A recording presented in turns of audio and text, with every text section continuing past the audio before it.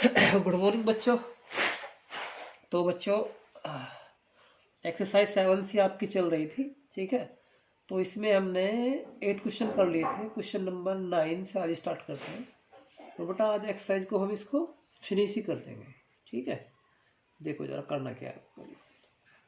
तो question number 9 क्या है आपका? For every 52 students 2 teacher are appointed. यानी कि किसी स्कूल के अंदर 52 स्टूडेंट्स को पढ़ाने के लिए 2 टीचर अपॉइंटेड किए गए हैं। तो वो पूछना चाह रहा है आपसे कि how many teachers should be appointed if A school has 49 students. तो यदि स्कूल के अंदर आपके 494 स्टूडेंट्स हों तो बताओ कितने टीचर्स की रिक्वायरमेंट होगी। तो हम पहले क्या करेंगे, for every 52 students are appointed 2 teachers. तो 2 टीचर्स अपॉइंटेड हैं 52 स्टूडेंट्स के लिए। तो यदि हम यहाँ पर निकालना चाहें कि एवरी 1 स्टूडेंट्स आर अपॉइंटेड, तो एक स्टूडेंट्स के लिए कितने टीचर अपॉइंट किए जाएंगे? तो बहुत कम। तो बहुत कम से मीन्स क्या है, यानी कि डिवाइड करना आपको पड़ेगा। तो हम 2 टीचर्स को डिवाइड करेंगे 52 स्टूडेंट्स से, ठीक है बच्चों। अच्छा, अब हम निकालना है कि 490 स्टूडेंट्स के लिए कितने टीचर अपॉइंटेड किए जाएं। तो यहाँ पर हम क्या करेंगे, टीचरों की संख्या हमको बढ़ानी पड़ेगी। इसका मतलब ये हुआ कि जो आपकी डेटा है वो आपका इंक्रीज हो रहा है। तो इंक्रीज हो रहा है यदि डेटा, तो हम क्या करेंगे बच्चों, यहाँ पर मल्टीप्लाई करेंगे। तो यहाँ पर हमने 2/52 को मल्टीप्लाई किया 494 से। तो बेटा इसकी कैलकुलेशन की है बस हमने। तो कैलकुलेशन तुम्हारी कितनी आ जाएगी, 19 टीचर। तो तुम्हारा आंसर कितना आया, 19 टीचर्स अपॉइंट किए जाए। क्वेश्चन नंबर 10 देखो बच्चों। क्वेश्चन नंबर 10 क्या है आपका? 7 pen and 7 ink pot cost 122.3 rupees. यानी कि 7 पेन्स और 7 इंक पोर्ट की जो कॉस्ट है वो आपकी 122 इंटू 30 रुपीज दी हुई है। द कॉस्ट ऑफ 1 पेन, और एक 1 पेन की कॉस्ट दी हुई है। तो वो आपसे पूछना चाहता है the cost of 1 ink pot. तो बेटा सबसे पहले तो हमको यदि ये पता लग जाए कि 1 पेन और 1 इंकपोर्ट की एक मतलब 1 पेन और 1 इंकपोर्ट की कॉस्ट कितनी है, तो फिर हम क्या करेंगे, उसमें से 1 पेन की कॉस्ट को माइनस कर देंगे। तो तुम्हारा 1 इंकपोर्ट की कॉस्ट निकल कर आ जाएगी। तो देखो सबसे पहले हमें क्या करना है, 7 पेन्स एंड 7 इंकपोर्ट कॉस्ट दे रखी है आपकी 122.3 रुपीज। तो यहाँ से हम निकालेंगे 1 pen and 1 ink pot cost. तो मैंने क्या कहा था कि जब 7 पेन और 7 इंक पोर्ट की कॉस्ट तो है 122.3 रुपीज़ है, तो बेटा 1 पेन और 1 इंक पोर्ट की कॉस्ट तो आपकी कम होगी। तो हम क्या करेंगे, यहाँ पर वैल्यू तुम्हारी लेस हो रही है तो डिवाइड करेंगे। तो इसको हमने डिवाइड कर दिया किससे, 7 से। तो 1 पेन और 1 इंक पोर्ट की कॉस्ट आपकी आ गई बेटा 17.477 रुपीज। तो अब यहाँ पर हमको क्या निकालनी है, कॉस्ट ऑफ 1 इंक पोर्ट। तो जब तुम्हारे यहाँ पर ये 1 पेन और 1 इंक पोर्ट की जो टोटल कॉस्ट है वो आपकी 17.477 रुपीज है। तो यदि इंक पोर्ट की निकालनी हो तो इस टोटल वैल्यू में से मैं यहाँ पर तुम्हारी दोनों की कॉस्ट इंक्लूड है, उसमें से यदि मैं पेन की कॉस्ट को माइनस कर दूं तो तुम्हारा क्या आंसर आ जाएगा, इंपोर्ट की कॉस्ट आ जाएगी। वही मैं करने जा रहा हूं यहाँ पर। तो 12.87 तुम्हारा ये आंसर यहाँ से आ जाएगा, इसमें से माइनस करने के बाद में। तो 17.477 माइनस 4.60 में से मैं माइनस करूंगा इसको, तो तुम्हारा आंसर आ जाएगा 12.877। अच्छा, अब यहाँ पर यदि तो आपका पॉइंट के बाद में जो थर्ड वाला नंबर यदि 5 या 5 से अबोव है तो हम पॉइंट के सेकंड वाले नंबर को एक इंक्रीज कर देते हैं। तो तुम्हारा आंसर आ जाएगा 12.88 रुपीज। क्वेश्चन नंबर बेटा 11 देखो आप। ए कैंप, कोई कैंप है तुम्हारा स्टूडेंट्स का, there is enough food for 420 students for 50 days. तो 420 स्टूडेंट्स के लिए वहाँ पर खाना मौजूद है और वो उसको 50 दिन तक खा सकते हैं। यूज कर सकते हैं। तो यदि वही तुम्हारा यदि 50 स्टूडेंट्स उसको यूज करना चाहें तो वो कितने समय तक उसको यूज कर पाएंगे। तो सबसे पहला हम काम यही करेंगे कि हम यदि ये पता लगा लें कि यदि उस मटेरियल को, उस खाने को तुम्हारा एक स्टूडेंट कितने दिन तक खा सकता है। तो जब आपके 420 छात्र जो है स्टूडेंट्स हैं वो उस खाने को यूज कर सकते हैं 50 डेज तक। तो यदि मैं एक ही स्टूडेंट उस खाने को खाए तो बहुत दिन तक खाएगा। तो यानी कि वैल्यूज आपकी इंक्रीज होगी यदि वैल्यू आपकी, तो क्या करेंगे हम मल्टीप्लाई करेंगे। तो 50 इंटू 420 डेज तक वो उसको खा सकता है। ठीक है। अब वो हम कह रहे हैं कि यदि 500 स्टूडेंट्स इस खाने को यूज करें कैंप के अंदर, तो फिर तो तुम्हारा यानी कि डे अब घट जाएंगे, यानी कि वैल्यू आपकी डिक्रीज होगी। वैल्यू डिक्रीज होगी तो हम क्या करेंगे, डिवाइड करेंगे। तो 50 इंटू 420 को हम डिवाइड कर देंगे इससे बेटा 500 से। इसको सोल्व करेंगे तो 0 से ये 0 गई, 0 से ये 0 गई, 5 से तुम्हारा 5 गया। तो तुम्हारा आंसर क्या आ गया 42 डेज। तो 42 डेज में वो उस खाने को वो फिनिश कर देंगे। चलो बच्चों, तो अब चलते हैं आगे। थोड़ा सा दिखाई नहीं दे रहा है, यहाँ तक देखो बच्चों। अब तो नज़र आ रहा है आपको सही से, कोई दिक्कत तो नहीं है, नोट कर लो आप आराम से। अब हम चलते हैं बेटा क्वेश्चन नंबर 12 की तरफ। क्वेश्चन नंबर 12 बेटा आपका बहुत ही इंपॉर्टेंट क्वेश्चन है और बहुत ही अच्छा है। बस थोड़ा सा लेंथी तो है लेकिन आसान है। देखो जरा यहाँ पर,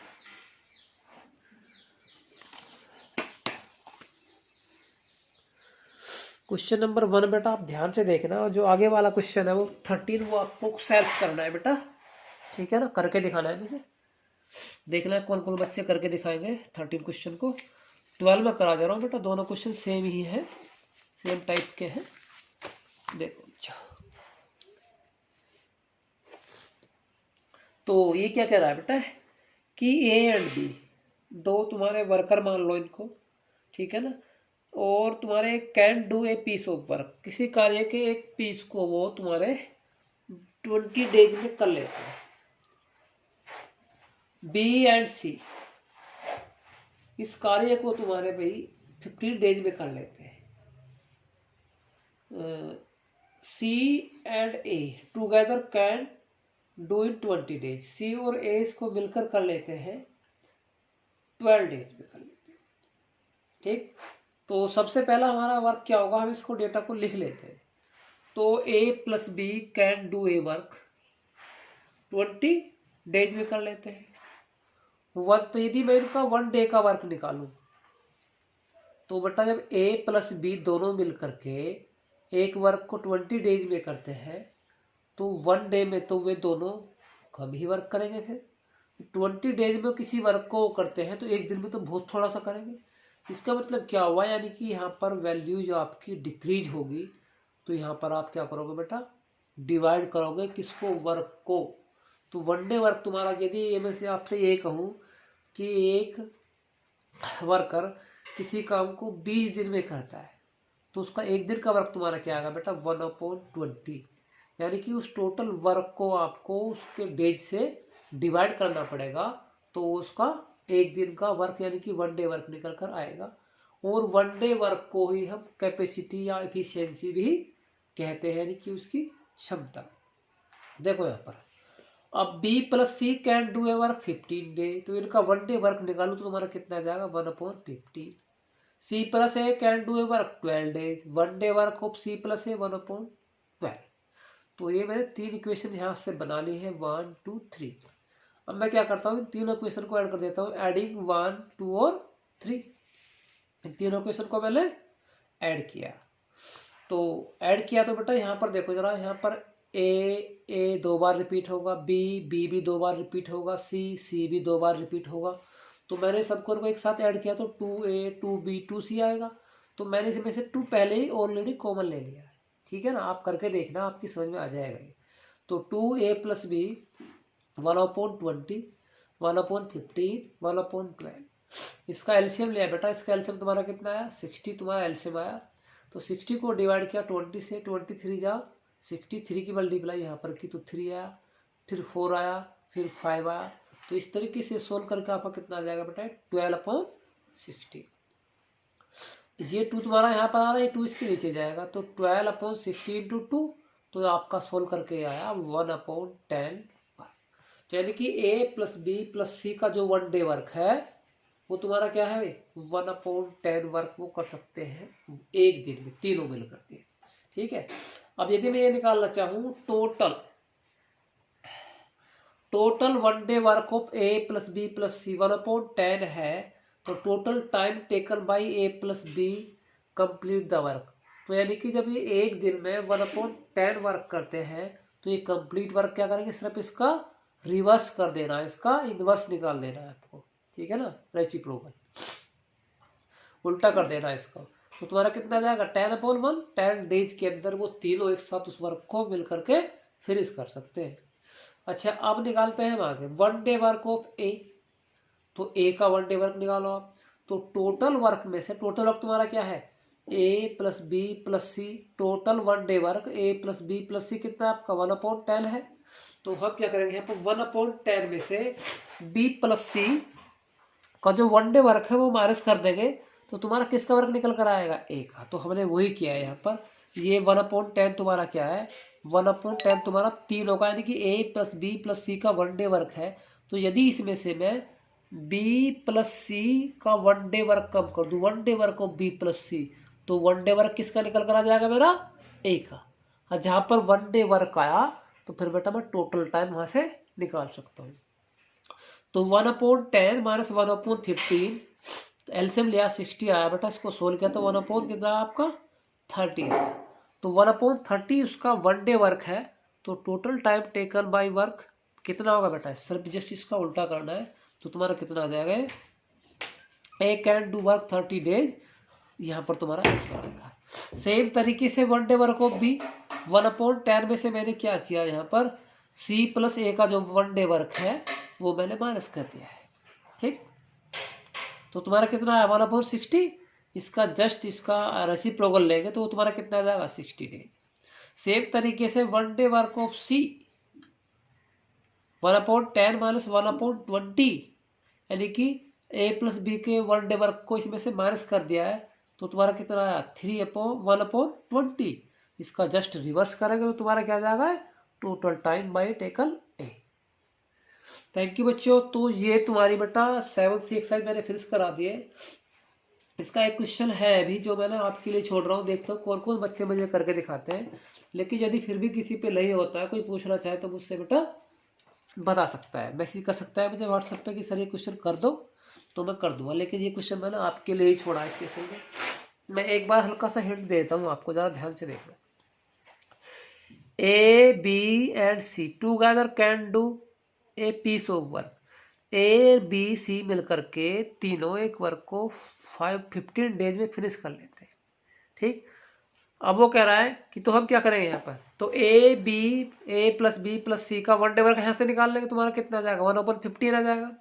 अब B alone can do till 30 days, 20 को कर लेता है भाई 30 डेज में, तो बी का तुम्हारा 1 डे वर्क कितना जाएगा 1/30, एंड सी इसको कर लेता है 40 डेज में, तो सी का तुम्हारा 1 डे वर्क कितना जाएगा 1/40।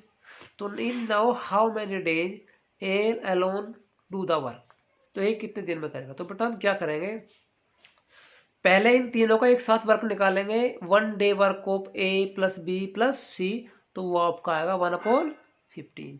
फिर बी और सी का हम अलग अलग 1 डे वर्क निकालेंगे, तो तुम्हारा कितना आ जाएगा 1/30, और यहाँ पर तुम्हारा कितना आ जाएगा 1/40। चलो बेटा मैं कर ही देता हूँ, पेज नहीं था, मैं कर ही देता हूँ, देखता हूँ कोई पेज मुझे मिल जाए।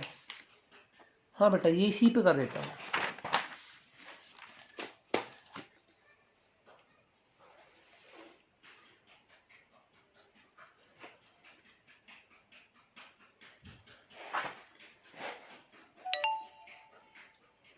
देखो बच्चों, तो A plus B plus C 1 day work कितना आ जाएगा बेटा, कितने दिन पूरा करते हैं 15 डे में, तो वो आ जाएगा आपका 1/15। इक्वेशन हो गई आपकी 1। तो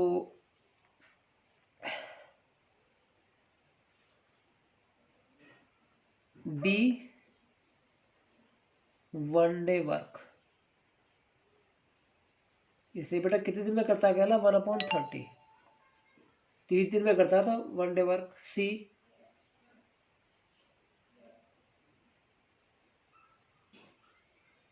1 डे वर्क 1/40। ठीक, अब ध्यान से देखो बच्चे, तो वो कह रहा है कि एक कितने दिन में उसको करेगा, तो ए कैन डू इट। तो भाई यहाँ पर यदि हम दोनों का देखें तो ए कैन डू इट, तो 1 day work of 1 day work of A. तो बताओ क्या करूँगा, इन तीनों के वर्क में से यदि मैं इन दोनों का 1 डे वर्क माइनस कर दूं तो तुम्हारा आंसर आ जाएगा 1 डे वर्क को। ठीक है ना, तो क्या करना बेटा मुझे, बस ओनली यानी कि 1/15 में से आपको माइनस करना है इन दोनों का वर्क, 1/30 और 1/40। तो बेटा इन दोनों का एलसीएम लेंगे तो कितना आएगा तुम्हारा है, एलसीएम तुम्हारा आएगा बेटा 120। ठीक, तो 120 आपका एलसीएम आएगा, इसको डिवाइड करोगे आप किससे, 15 8 जा 120, तो 8 से मल्टीप्लाई कर दोगे, माइनस इसको डिवाइड करोगे आप 30 से, तो 4 आएगा, 4 से मल्टीप्लाई कर दोगे, इसको मल्टीप्लाई करोगे आप कितने से बेटा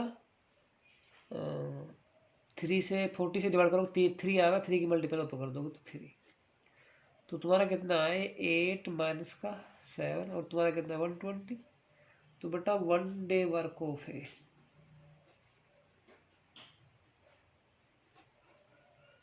1/20।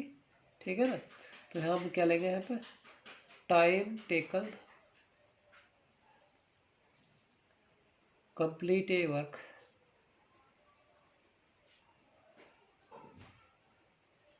Bye A. तो बेटा इसका जस्ट अपोजिट उल्टा कर देंगे, रेसिप्रोकल 120 डेज, ये आपका होगा आंसर। ठीक है, तो बच्चों ये एक्सरसाइज आपकी मैंने कर दिया फिनिश, कोई क्वेश्चन आपका छोड़ा नहीं है तुम्हारे लिए। सभी बच्चे मुझे इस एक्सरसाइज को करके जल्दी से दिखा दें कल। ठीक है, तो थैंक यू बच्चों।